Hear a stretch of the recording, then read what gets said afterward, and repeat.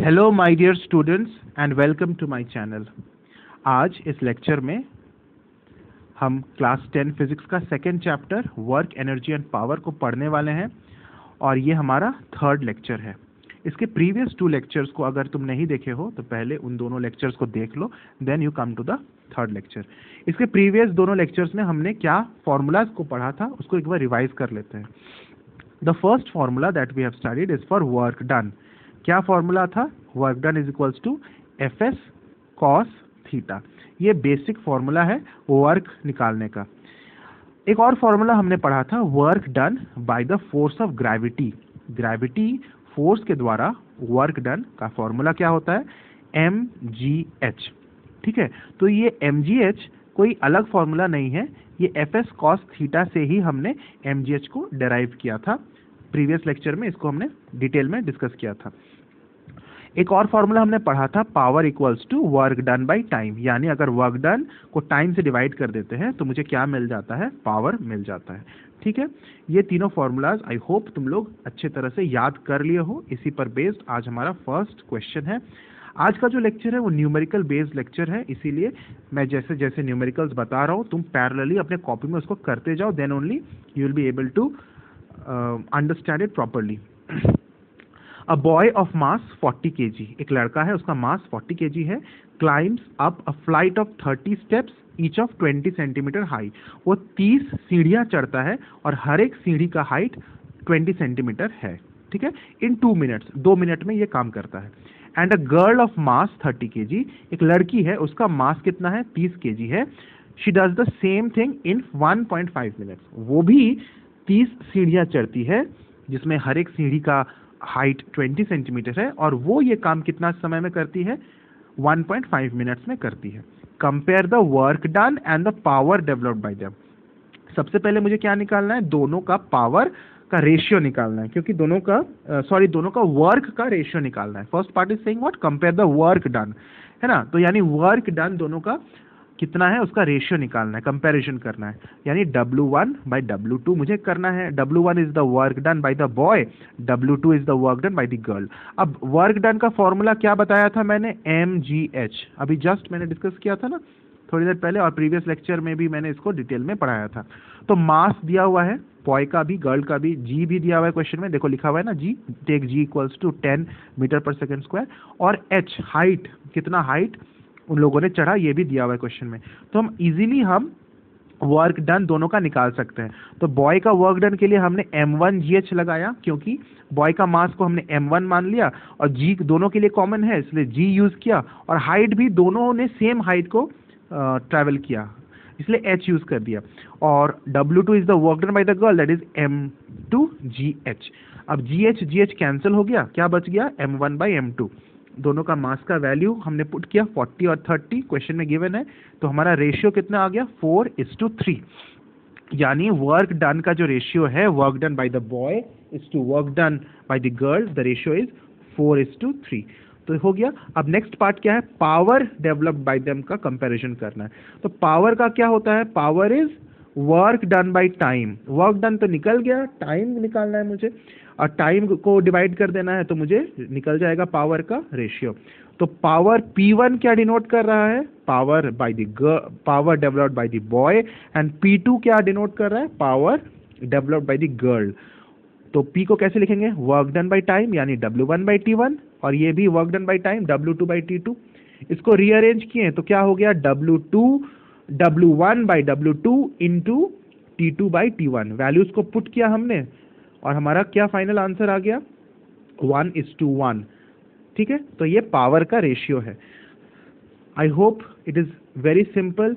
अब इसको तुम अपने से कॉपी में सॉल्व करो कि कैसे हमने इसको किया। अपने से जब तक सॉल्व नहीं करोगे ये तुमसे नहीं बनेगा, समझ में अभी आ जाएगा तब भी इसको एग्जाम में तुम नहीं कर पाओगे, इसलिए अभी कर लो। ठीक है, next question, calculate the power of an engine. मुझे क्या कैलकुलेट करना है? पावर निकालना है। Required to lift 10 to the power 5 kg of coal per hour in a mine 360 metre deep. देखो कितना सारा वैल्यूज दिया हुआ है। पावर मुझे निकालना है और क्या दिया हुआ है? 10 to the power 5 kg, ये मास दिया हुआ है। कोयला का मास दिया हुआ है, यानी m का वैल्यू दिया हुआ है, और g का वैल्यू भी क्वेश्चन में दिया हुआ है, take g equals to 10 metre पर सेकेंड स्क्वायर, g का वैल्यू दिया हुआ है, और h क्या है, हाइट भी दिया हुआ है, 360 मीटर डीप है, it is written in the question, 360 metre deep है ये माइन, यानी उतना नीचे से उतनी गहराई से मुझे उठाना है coal, that is the height that the coal moves up. तो हाइट भी दिया हुआ है, और टाइम कितना दिया हुआ है, 1 आवर, उसको हमने 60 इंटू 60 किया तो हमारा सेकेंड में कन्वर्ट हो गया, 3600 सेकेंड। यानी हमारा मास दिया हुआ है, हमारे पास g एक्सेलरेशन टू ग्रेविटी दिया हुआ है, और हाइट भी दिया हुआ है, और टाइम भी दिया हुआ है। मुझे क्या निकालना है, क्वेश्चन में शुरू में ही बोल दिया है, कैलकुलेट द पावर। तो भैया पावर निकालना बहुत इजी है, तो वर्क डन का फॉर्मूला क्या है, mgh। तो mgh का वैल्यू से हम वर्क डन निकाल लेंगे, उसको डिवाइड कर देंगे टाइम से, तो वर्क डन बाई टाइम मुझे क्या मिल जाएगा, पावर, यानी mgh बाई टी करेंगे तो पावर निकल जाएगा। तो mgh बाई टी किए, वैल्यूज पुट किए, 10 टू द पावर 5 वॉट हमारा आंसर आ गया, उसको किलोवाट में कन्वर्ट कर दिया 1000 से डिवाइड करके, तो 100 किलोवाट आ गया। ऐसे किलोवाट में कन्वर्ट करना कंपलसरी नहीं है, तुम यहाँ तक भी स्टॉप कर सकते हो और आंसर वहीं पे एंड कर सकते हो, 10 टू द पावर 5 वॉट। ठीक है, I think this is also very simple to understand. Now moving to the next question. Okay, now we will move to a theoretical part, then again we will go to numericals.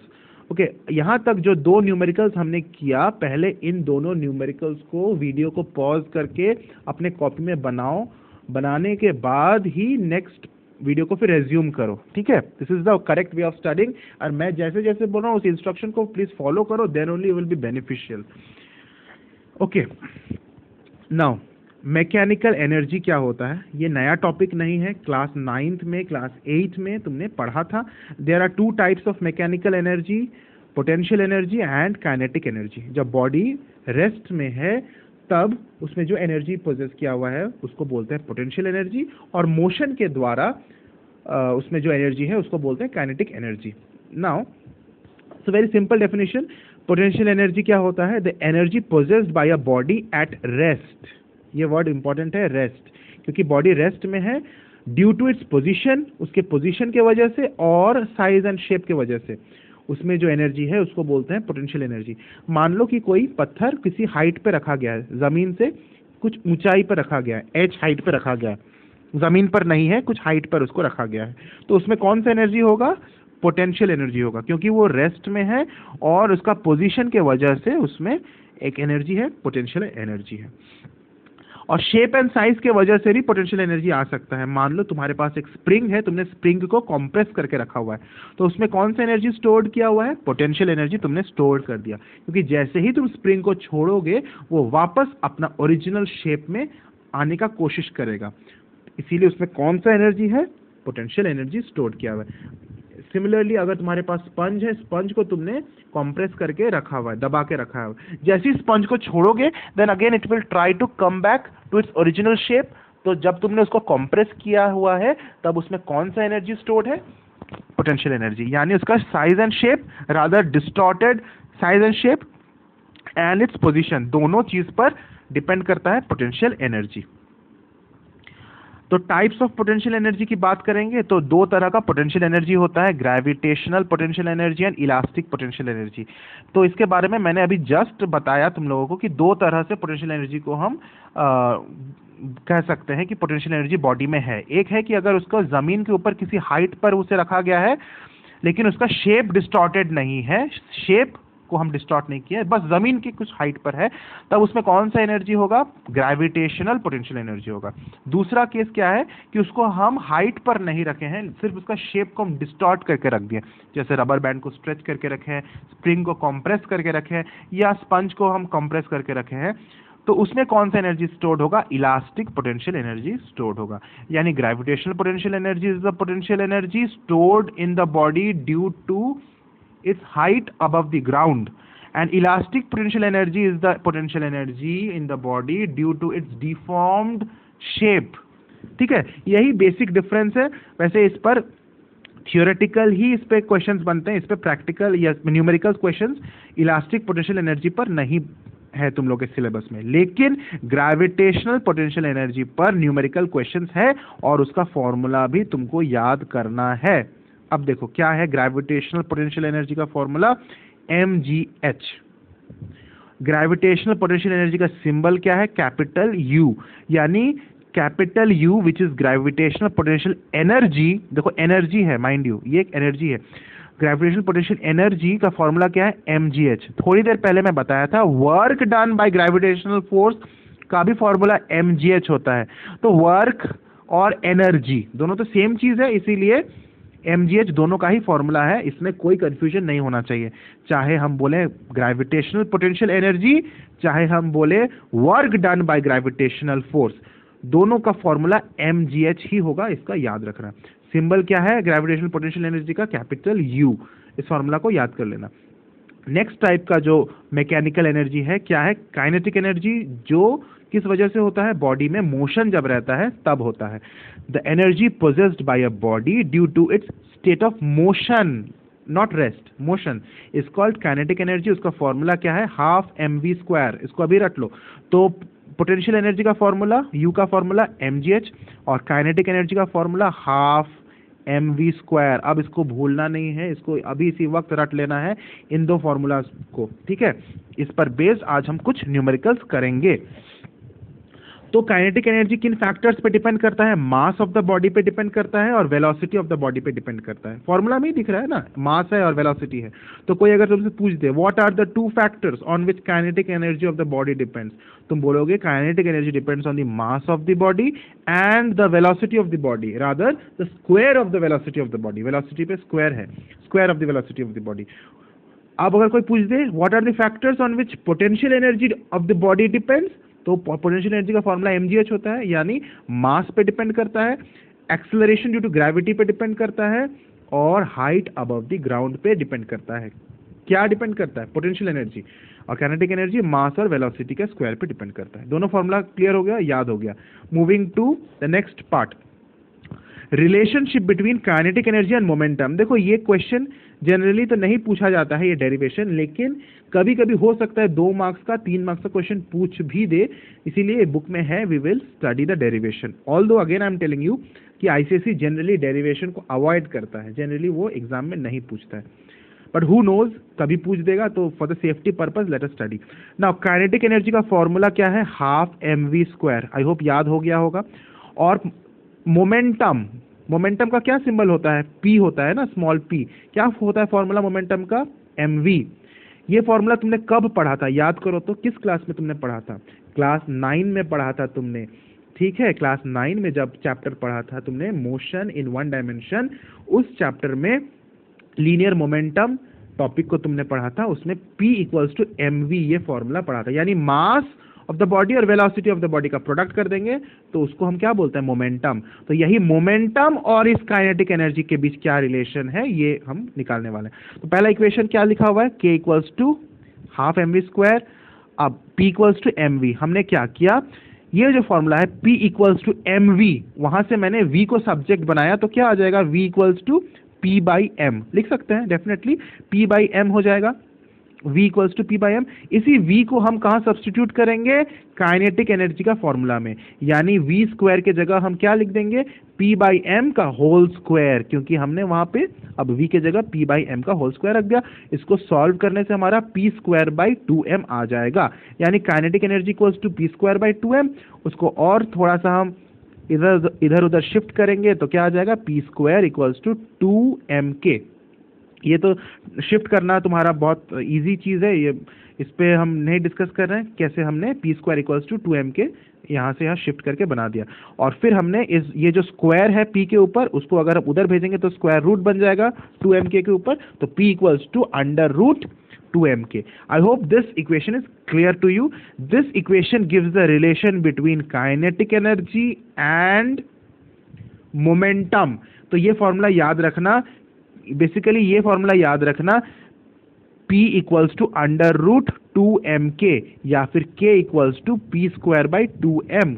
तो ये formula पर based numericals हमारे exam में आते हैं और आ सकते हैं। अभी हम पढ़ने वाले हैं differences between potential energy and kinetic energy. First जो पॉइंट है वो उसका डेफिनेशन है कि पोटेंशियल एनर्जी उसके चेंज्ड पोजीशन या चेंज्ड शेप एंड साइज पे डिपेंड करता है, काइनेटिक एनर्जी उसके स्टेट ऑफ मोशन की वजह से होता है। तो ये फर्स्ट पॉइंट तो क्लियर है। सेकेंड पॉइंट क्या है पोटेंशियल एनर्जी का, it is equal to the work done in bringing the body to its change state. मान लो कि बॉडी जमीन पर रखा हुआ है, तो अभी उसमें कितना पोटेंशियल एनर्जी है, 0, क्योंकि वो जमीन पर है, हाइट उस पर कुछ नहीं है।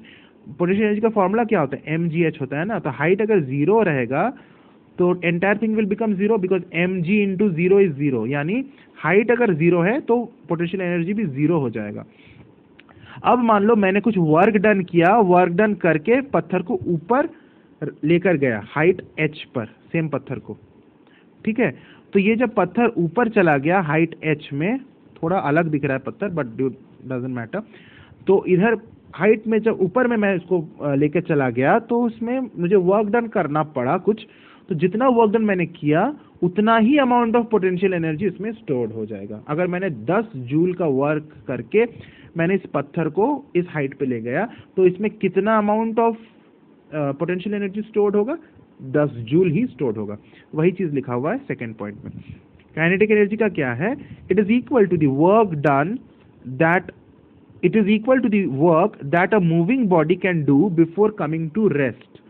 कोई मूविंग बॉडी अगर है, वो मूविंग बॉडी को रेस्ट में लाने के लिए मुझे जो वर्क डन करना होगा, मान लो कि कोई बॉल है तुम्हारे तरफ आ रहा है, इस बॉल को रोकने के लिए तुम्हें फोर्स अप्लाई करना होगा, तुम्हें वर्क डन करना होगा। तो जितना वर्क डन तुम करोगे इस मोशन में बॉल को रेस्ट में लाने के लिए, that much will be the kinetic energy that is stored in the ball, ठीक है। That is what is the point saying.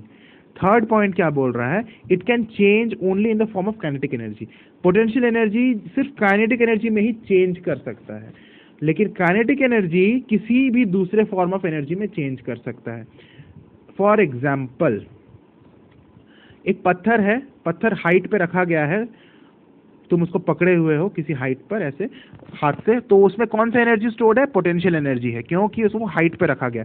जैसे ही तुम पत्थर को छोड़ते हो वो नीचे की तरफ गिरेगा तो potential energy will change into kinetic energy, क्योंकि अब ये पत्थर मोशन में आ जाएगा।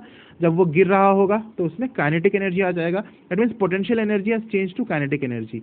तो पोटेंशियल एनर्जी सिर्फ काइनेटिक एनर्जी में ही चेंज कर सकता है, लेकिन काइनेटिक एनर्जी क्या कर सकता है, अब ये बॉल मान लो नीचे की तरफ गिर रहा है तो इसमें काइनेटिक एनर्जी है, और ये जब नीचे की तरफ गिरा तो साउंड प्रोड्यूस कर दिया, तो यानी काइनेटिक एनर्जी साउंड एनर्जी में चेंज हो सकता है, काइनेटिक एनर्जी हीट एनर्जी में भी चेंज हो सकता है। तुम्हारा पंखा जो घूम रहा है, मान लो वो पंखा घूम रहा है तो उसमें कौन सी एनर्जी है, काइनेटिक एनर्जी है, और घूमते घूमते वो गर्म हो जा रहा है उसका मोटर, तो kinetic energy is changing into heat energy. और कुछ साउंड भी प्रोड्यूस हो रहा है, फैन में कच कच कच कच, तो kinetic energy is changing into sound energy also. यानी kinetic energy can change into any form of energy, but potential energy will change into kinetic energy only. Potential energy का फोर्थ पॉइंट क्या है, it does not depend on the speed of the body. Potential energy speed पे depend नहीं करता है, potential energy का तो formula mgh होता है, यहाँ पे कहीं पे स्पीड है ही नहीं। लेकिन kinetic energy depends on the speed of the body. Kinetic energy का क्या फॉर्मूला होता है, हाफ mv²। यहाँ वेलोसिटी है v मतलब स्पीड ही हम बोल सकते हैं ना, इन अदर वर्ड्स। तो इसीलिए काइनेटिक एनर्जी स्पीड या वेलोसिटी पे डिपेंड करता है, लेकिन पोटेंशियल एनर्जी स्पीड पे डिपेंड नहीं करता है। यहाँ तक क्लियर हो गया, चलो आगे बढ़ते हैं, ठीक है। फिर न्यूमेरिकल्स आ गया, okay. A body of mass 5 kg is taken from a height 5 metre. अब देखो फिर से न्यूमेरिकल्स आ गया, तो मैं फिर बोल रहा हूँ, फिर अपना नोट्स कॉपी, अपना रफ कॉपी अपने साथ रखो और इसको पैरेलली बनाते रहना। मास दिया हुआ है क्वेश्चन में 5 kg, हाइट दिया हुआ है 5 मीटर, और उस 5 मीटर से उसको ऊपर लेके गया है कितना हाइट पे, 10 मीटर पर। यानी पहले जमीन के कितना हाइट पर वो बॉडी था, 5 मीटर की हाइट पर था, फिर उसको हम ऊपर और लेके गए, अब टोटल हाइट कितना हो गया जमीन से, 10 मीटर का हाइट हो गया, ठीक है। तो उसमें पोटेंशियल एनर्जी चेंज हो जाएगा, इंक्रीज हो जाएगा, क्योंकि हाइट हमने इंक्रीज कर दिया, एच का वैल्यू इंक्रीज हो गया तो पोटेंशियल एनर्जी भी इंक्रीज हो जाएगा। कितना इंक्रीज हो जाएगा वही निकालना है, find the increase in the potential energy, और जी का वैल्यू मुझे 10 मीटर पर सेकेंड स्क्वायर लेना है। तो ये बहुत सिंपल क्वेश्चन है, बहुत सिंपल क्वेश्चन है। 1 मिनट मैं स्क्रीन को क्लियर करके बताता हूँ। तो जब वो हाइट 5 मीटर की हाइट में था तब उसका पोटेंशियल एनर्जी मान लो कितना होगा, mgh होगा। तो g के h के जगह हम क्या लिख दें, h1 पहला हाइट, और उसके बाद उसको किस हाइट पे लेकर गया, 10 मीटर, तो वो h2 हो गया। तो h2, तो ये जो हाइट है ये हमारा फाइनल, ये जो mgh2 है ये हमारा फाइनल पोटेंशियल एनर्जी है, और mgh1 हमारा इनिशियल पोटेंशियल एनर्जी है। दोनों को सब्ट्रैक्ट करेंगे तो हमारा क्या आ जाएगा, चेंज इन पोटेंशियल एनर्जी आ जाएगा। तो हमने क्या किया, mgh2 माइनस mgh1 किया, और mg को हमने कॉमन निकाल लिया, तो क्या बच गया, mg ब्रैकेट में h2 माइनस h1, फॉर्मूला में हमने पुट किया वैल्यूज, तो हमारा 250 जूल्स आंसर आ जाएगा चेंज इन पोटेंशियल एनर्जी का, या फिर इंक्रीज इन पोटेंशियल एनर्जी का। I hope this is very simple to understand. Next question क्या है, a body of mass 1 kg, एक बॉडी है उसका मास कितना है 1 kg, falls from a height, वो गिरता है, कितना हाइट से गिरता है, 5 मीटर की हाइट से वो गिर रहा है। तो वो गिर रहा है 5 मीटर की हाइट से, उसका मास 1 kg है, ठीक है। How much energy does it possess at any instant, किसी भी एक इंस्टेंट पर उसका कितना ज्यादा उसमें क्या है, एनर्जी है, मुझे निकालना है, ठीक है। तो energy possessed by a body at any instant is initial potential energy of the body, मतलब कि उसमें कितना इनिशियल पोटेंशियल एनर्जी, जितना स्टार्टिंग में उसके पास पोटेंशियल एनर्जी होगा वही पोटेंशियल एनर्जी ना धीरे धीरे कन्वर्ट हो रहा है काइनेटिक एनर्जी में, और कुछ अमाउंट उसमें काइनेटिक एनर्जी में वो कन्वर्ट हो गया गिरते वक्त, कुछ अमाउंट ऑलरेडी पोटेंशियल एनर्जी उसमें है। तो टोटल अमाउंट ऑफ एनर्जी उसमें कितना होगा, जितना उसका स्टार्टिंग पॉइंट में उसका पोटेंशियल एनर्जी हुआ होगा एट द इनिशियल पॉइंट, वही उसका टोटल एनर्जी होगा एट एनी इंस्टेंट, ठीक है। तो इनिशियली इसके पास कितना पोटेंशियल एनर्जी था, mgh, m का वैल्यू कितना 1 kg, g का वैल्यू कितना 9.8, यहाँ देखो 9.8 लेने के लिए बोला है, 10 मीटर पर सेकेंड स्क्वायर लेने के लिए नहीं बोला है। तो क्वेश्चन में अगर 9.8 दिया हुआ है तो 9.8 लेना, g का वैल्यू अगर 10 मीटर पर सेकेंड स्क्वायर दिया हुआ है लाइक द प्रीवियस क्वेश्चन तुम 10 लेना, अगर कुछ नहीं दिया हुआ है तो तुम 9.8 मीटर पर सेकेंड स्क्वायर ही लेना। तो g का वैल्यू दिया हुआ है और h का भी वैल्यू दिया हुआ है 5 मीटर, तो तुम इनिशियल पोटेंशियल एनर्जी निकाल लोगे, 49 जूल्स आ जाएगा तुम्हारा। That is the energy possessed at any instant, that is the total energy possessed at any instant. Now today's last question, find the kinetic energy of the body, kinetic energy मुझे निकालना है, mass कितना है 1 kg, और the body is moving with velocity of 10 metre पर second. Very easy question. Kinetic energy का formula क्या होता है, हाफ mv²। तो m का वैल्यू दिया हुआ है 1 kg और वेलोसिटी का वैल्यू दिया हुआ है 10 मीटर पर सेकेंड, तो इसमें पुट करना है, क्या आ जाएगा, हाफ इंटू 1 इंटू 10 स्क्वायर, क्योंकि वेलोसिटी का स्क्वायर करना है ना, यानी 100। इसको सॉल्व करोगे तो तुम्हारा 50 जूल्स आंसर आ जाएगा काइनेटिक एनर्जी, ठीक है। वेरी सिंपल क्वेश्चन है। तो आज हम यहीं तक स्टॉप करते हैं, लेकिन इन फॉर्मूलाज पर बहुत सारे क्वेश्चंस तुम्हारे बुक में हैं और उन सभी क्वेश्चंस को हम डिस्कस करने वाले हैं। There are variety of questions that may be asked on potential energy and kinetic energy if you go through the exercise. So we have not completed all the numericals, ठीक है, हम और ज्यादा न्यूमेरिकल्स करेंगे। आज हम सारा न्यूमेरिकल्स को इसी लेक्चर में नहीं घुसा दिए क्योंकि ये डिफिकल्ट हो जाएगा फिर समझने के लिए। तो नेक्स्ट लेक्चर में I am coming again with more numericals on the same topic, so we will meet with more numericals on the same topic in the next lecture. इसीलिए ये मत सोचना कि सर ने सारा न्यूमेरिकल्स कंप्लीट कर दिया है, नहीं किया है, अभी और न्यूमेरिकल्स बाकी है, बहुत सारा न्यूमेरिकल्स बाकी है। Thank you for watching and keep tuned to my channel and please subscribe if you have not subscribe till now and share with your friends. I need to grow my channel, please help me out. Thank you for watching.